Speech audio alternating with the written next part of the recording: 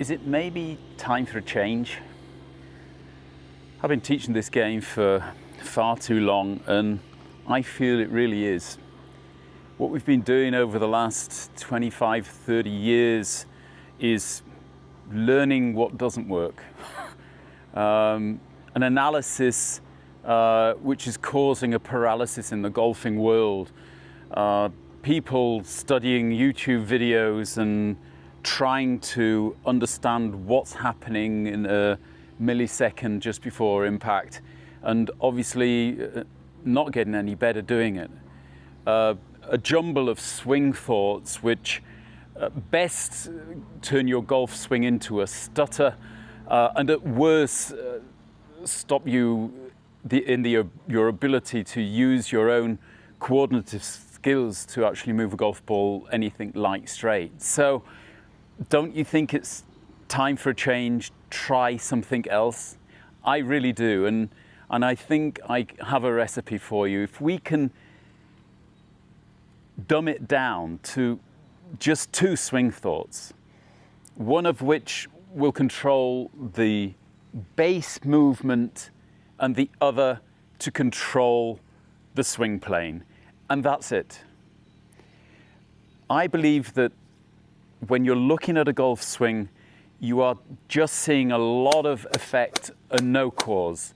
You are able to study positions and planes and angles, but it's extremely difficult to get into all of them at the right time.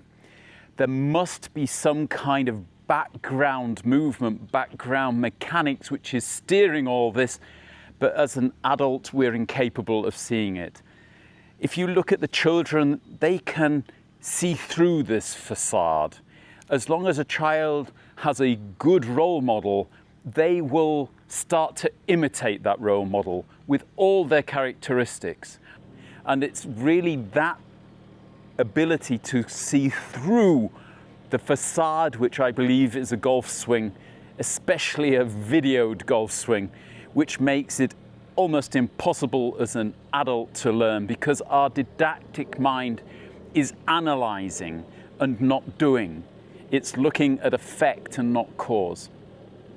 So what is the cause? Well, my belief is that simply when you move the club back, you are generally moving not only the club, but the triangle that you create when you hold the club. The triangle that you build with your shoulders, arms and hands. When you press down the left side of that triangle and pull up the right side of that triangle, the triangle swings to the right.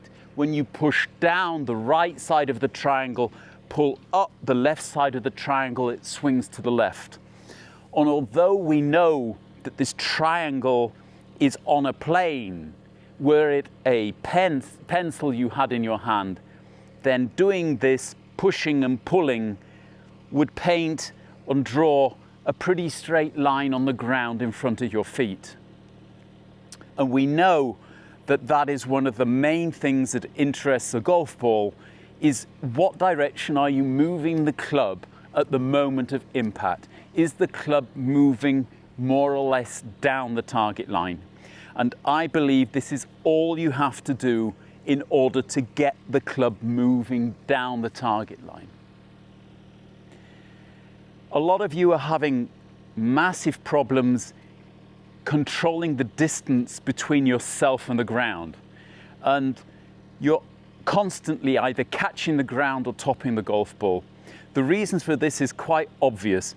When you swing the club down, not only the right arm is moving down, but the left arm is stretching as well. If you try and hold your left arm straight in the downswing, you are stretching the triangle out, and then it's no wonder that you're hitting into the ground. Similarly, when you do that too often, you'll start pulling in with both arms and topping the golf ball. By getting this yin and yang going on in the triangle, the pressure you're applying down with one arm, you're applying the opposite pressure with the other arm, will keep the triangle at the same length and the club at the same distance relative to the ground. And you can even experiment with this until you can brush the grass in front of your feet. I really don't believe you should be taking much of a divot when you swing a golf club.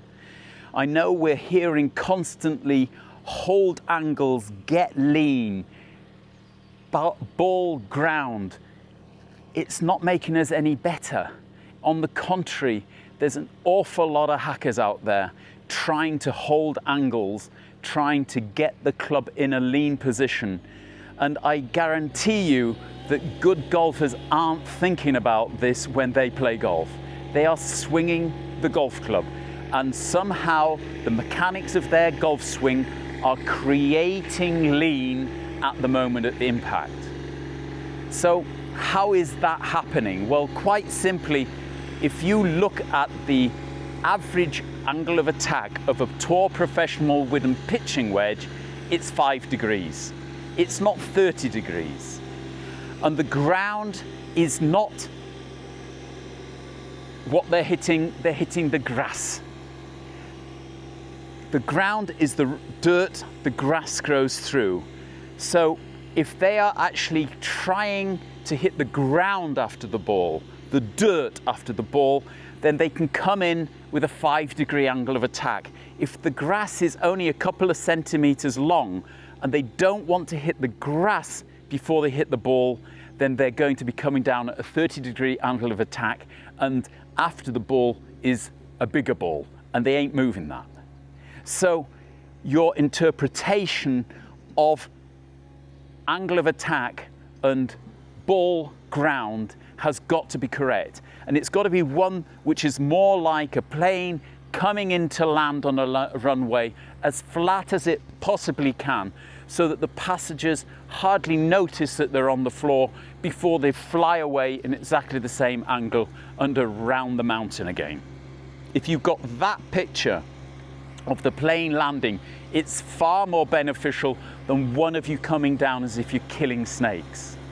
It's also important to understand that in order to get this angle of attack, you have got to be pulling the club apart through impact. This is a very, very strange feeling, but basically if you do this while holding a club, obviously the club is not going to allow your hands to move together or apart when you're swinging it. But what will happen is as you move the club, it will feel as if you're pressing your hands together, as if you were squeezing the grip together. And in the downswing, as if you were squeezing it apart, pulling it out apart, as if your right hand was going straight down the shaft and your left hand was pulling back up along the shaft.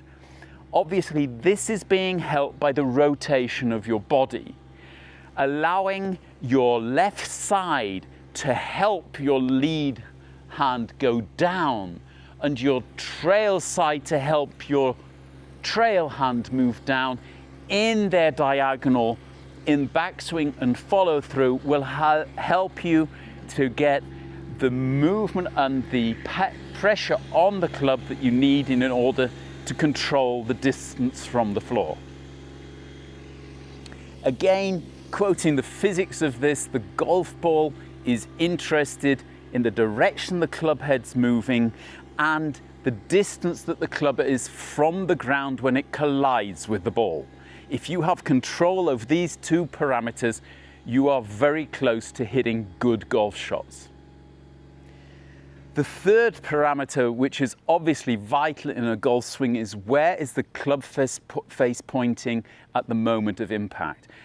Do any of you really understand how you're controlling that?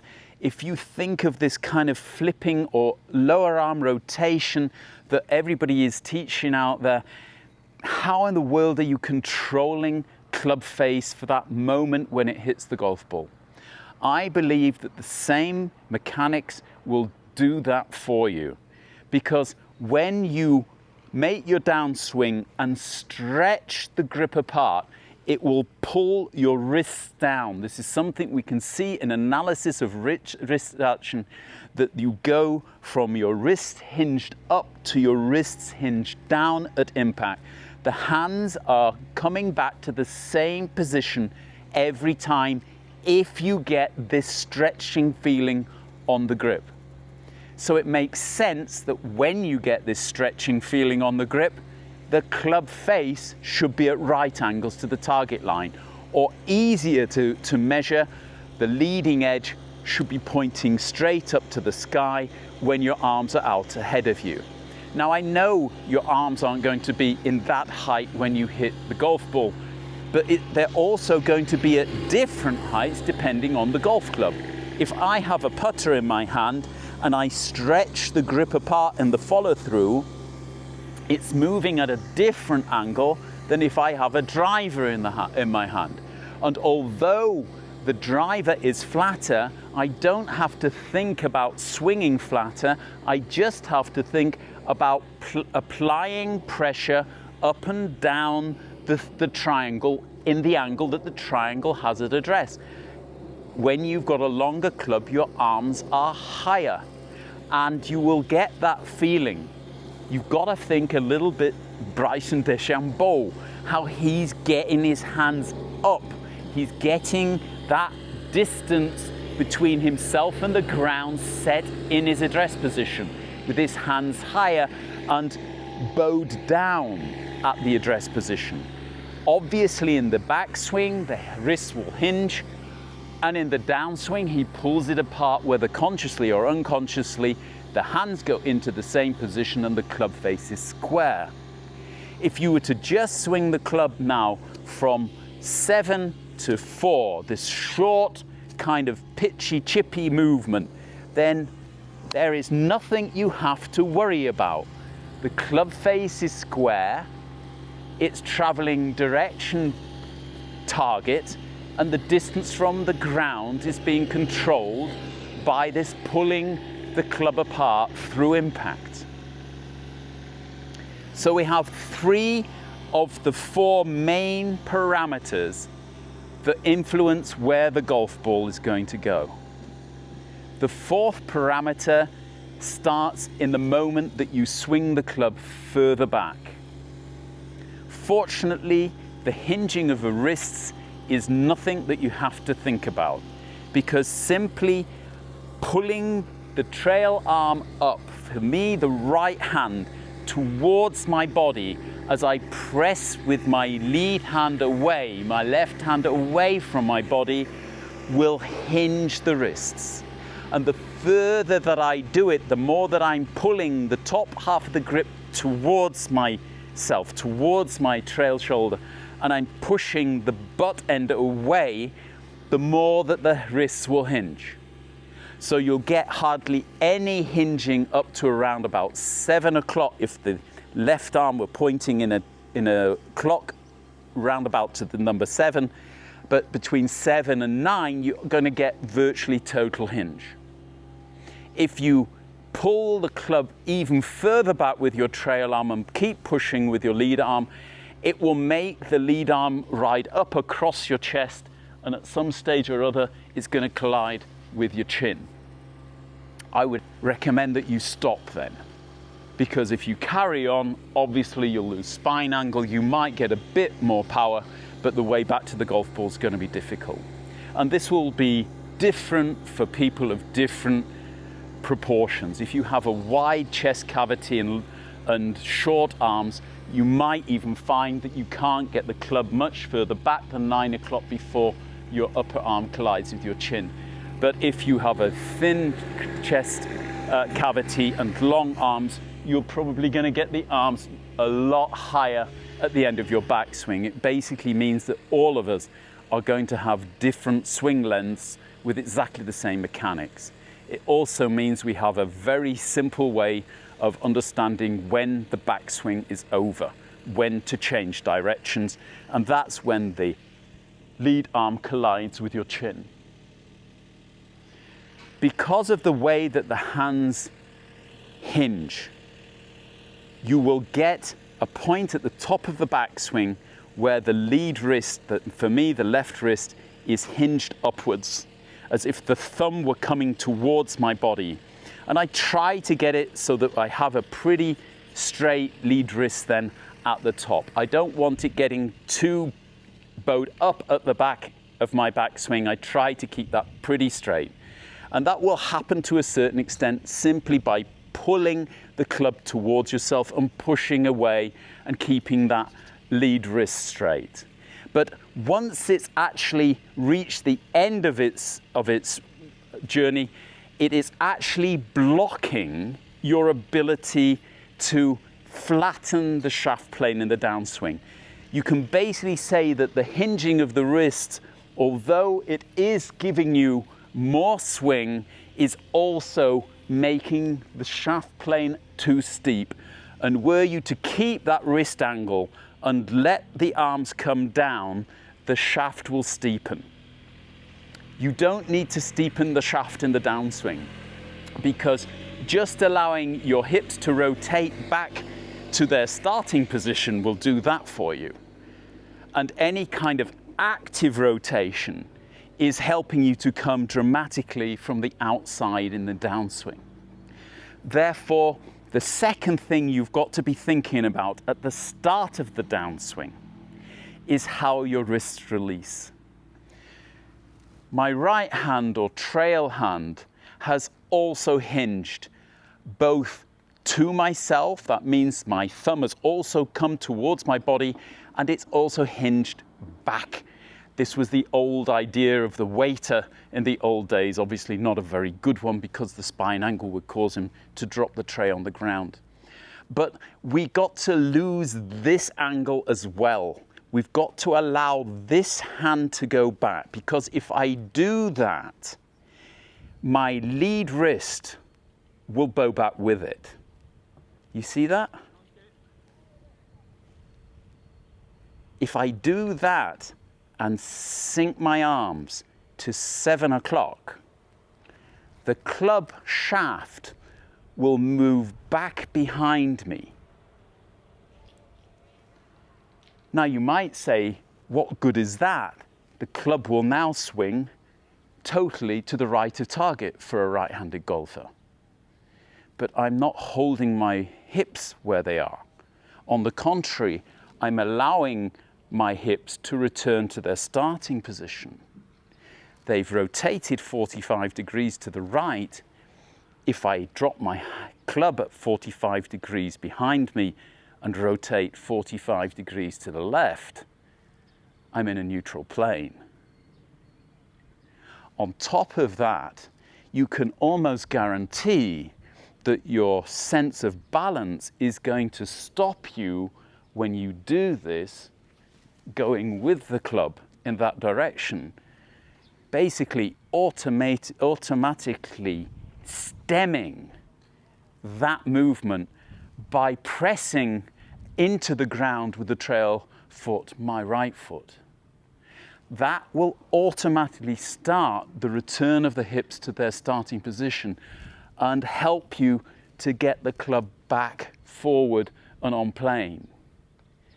But it means that you have the feeling of not only throwing the club with your wrists back, releasing the upward hinge of your wrists, but you're also sinking the arms at the same time while allowing your hips and shoulders to return back towards the target. When you get to the 7 o'clock position, that's when we pull the club apart again and get this control over not only the path of the club, but also the distance that the club is from the ground. Now, obviously, you have no time to think about this. It's got to happen intuitively. So you should be practicing this short swing as often as possible so that your brain intuitively knows when to pull the club apart. It's really quite logical.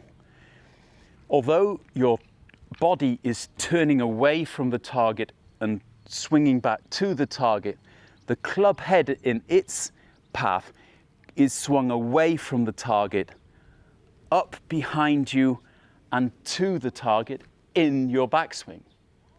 So to get back down, it has to move away from the target, back down to the ground, before in the last moments it swings forward again and through the ball. My feeling is really of almost releasing the club head like a roller coaster, which is going to fly over there and then go over the edge, and it's racing down towards the ground in this big curve. And then as it gets just before the ground, I save it by pulling the grip apart, a bit like a hammer throw. As the ball is moving around, you've got to be pulling back and around yourself with your lead side, with my left side, getting that left shoulder out of the way. And this is where you've got to be active with your legs. Get that hip back, get the left shoulder back, pull up with the club and stop the club ramming itself into the ground there. If you do this in the right timing, the club will brush the grass again and come up into the end position. You control how much divot you take. Obviously, there are forces of nature pulling the club down, pulling the club away from you and pulling it into the ground. They have got to be matched by pulling the club away from the ground with your lead side, which means, especially with the longer clubs, your trail side, my right side is going to be doing a lot less work than my lead side, because the trail side is being helped by the forces of nature. And I believe more than anything, it's balancing these forces, which is what we've got to be practicing. Sometimes you'll get it wrong and you'll catch the ground. Sometimes you'll get it wrong and you'll hardly touch the ground. But sometimes you'll get it right and you'll get just the right amount of ground contact and you'll take the ball with you. 2 swing thoughts. You're either pushing together or pulling apart, and you've got to release the club at the top. That's what it's going to feel like. Let the club head go, catch it at the bottom and swing it through to the target. And whatever you do, don't forget to stand up and smile for the camera when you're finished. The golf swing is yin and yang, and a small throwing action at the top.